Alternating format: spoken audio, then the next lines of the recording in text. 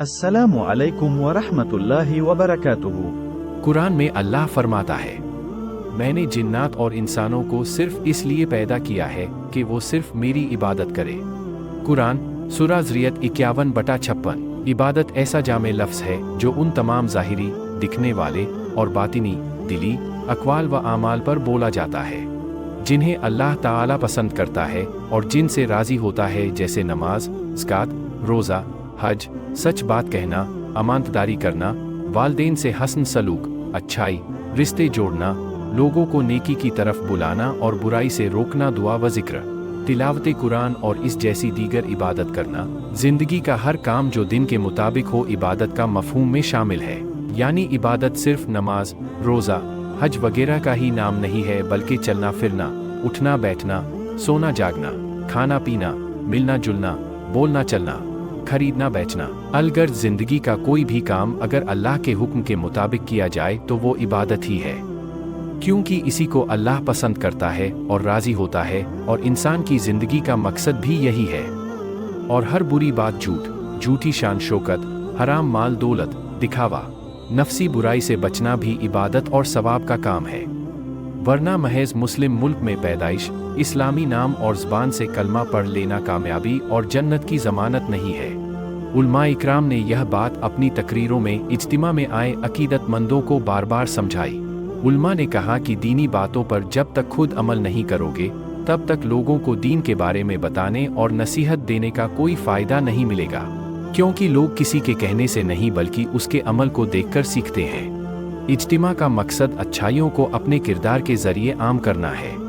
वाजिदपुरम cold storage के पीछे चल रहे इज्तिमा के दूसरे दिन रविवार को मौलाना साद कांदलवी ने कहा कि अगर आप अपने दीन पर खुद अमल नहीं करते हैं तो आपकी सलाह और नसीहत को कोई तवज्जो नहीं मिल सकेगी, अल्लाह के यहाँ भी कुछ हासिल न होगा।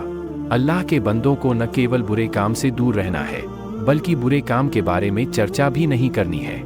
अच्छे अमल जिंदगी में लाएं, हर तरह की बुराई से खुद को बचाएं, दीनी उसूलों पर चलें, नबी करीम की सीरत पर अमल करें। अगर किसी शख्स में 99 बुराइयां हैं और महज एक अच्छाई है तो उस अच्छाई को देखो। मौलाना मोमिन अपने खिताब में कहा कि किसी के लिए नेकी करो तो दिल से करो, दिखावा नहीं करो। दिल से नेकी के काम करोगे तो किरदार बनेगा। उन्होंने कुरान और सुन्नत के मुताबिक जिंदगी जीने की गुजारिश की। दिल्ली से आए मौलाना शौकत ने इज्तिमा का मकसद समझाया और अच्छे काम करने की सलाह दी। उन्होंने कहा कि यदि आपको अपनी आखिरत संभालने की फिक्र आ जाए तो समझो कि आपने कुछ सीखा है।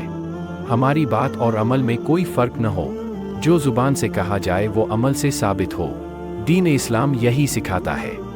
अल्लाह के रसूल हज़रत मोहम्मद सल्लल्लाहु अलैहि वसल्लम ने फरमाया, जब तुम में से कोई आदमी मस्जिद में अपनी नमाज पढ़ ले तो अपनी नमाज का कुछ हिस्सा अपने घर के लिए भी रख छोड़े, इसलिए कि अल्लाह ताला उसकी नमाजों के ज़रिए से उसके घर में खैर रखता है।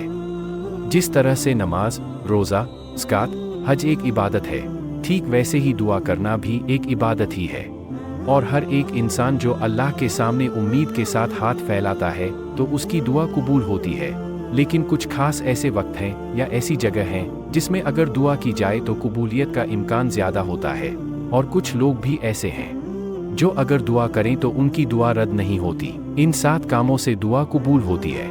मुहसिनीन यानी नेक काम करने वाले में शामिल होना, नफली इबादत करते रहना, खुशहाली में दुआ ज़्यादा करना, हर दुआ से पहले कोई नेक काम करना, वालिदैन के साथ अच्छा सलूक करना, अल्लाह के बारे में हमेशा अच्छा गुमान रखना, और दुआ से पहले अल्लाह की हम्द बयान और अल्लाह के रसूल हज़रत मोहम्मद सल्लल्लाहु अलैहि वसल्लम पर दुरूद शरीफ पढ़ना।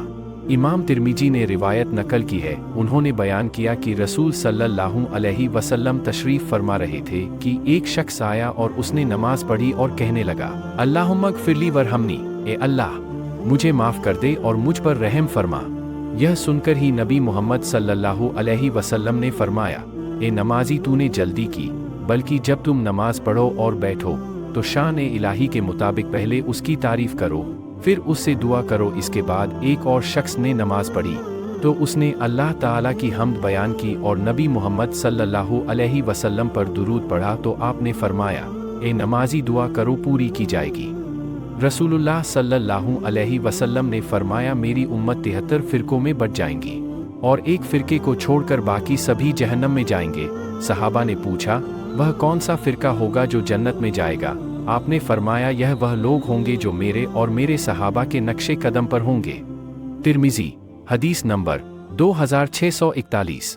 या अल्लाह पनाह दे उस नींद से जिससे फजर कज़ा हो, पनाह दे ऐसी मसरूफियात से जिससे ज़ोहर कज़ा हो, पनाह दे ऐसी सुस्ती से जिससे असर कज़ा हो, पनाह दे ऐसी महफिल से जिससे मगरिब कज़ा हो, पनाह दे ऐसी थकान से जिससे ईशा कज़ा हो।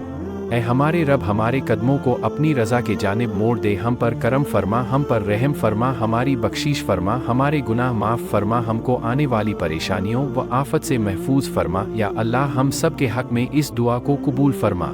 आमीन या रब्बुल आलमीन।